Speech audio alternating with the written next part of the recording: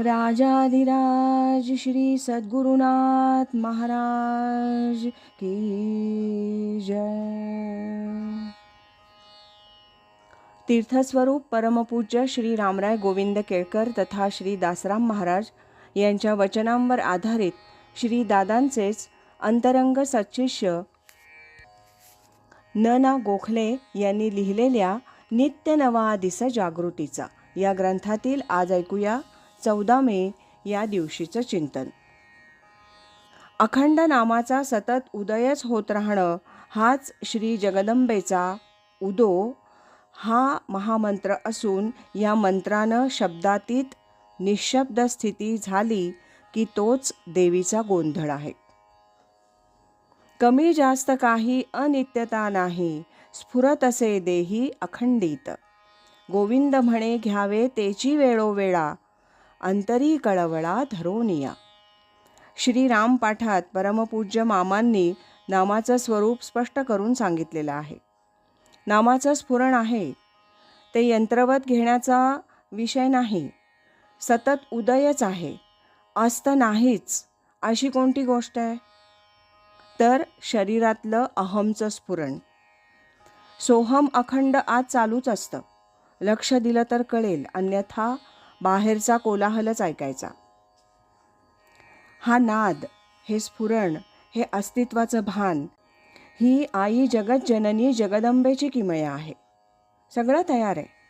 पंचमहाभूतांच्या सहाय्यानं चिखलाचा ओला गोळा करून ठेवलाय, पण आईच्या कृपेनं शक्ती संचार झाल्याशिवाय तो काही हालचाल करू शकत नाही. ती प्राणशक्ती, तीच जगदंबा आई जशी 24 तास मुलाच्या अनुसंधानात असते, तशीच ही जगन्माता अव्याहत प्राण्यांच्या शरीरात राहून कार्य करत असते.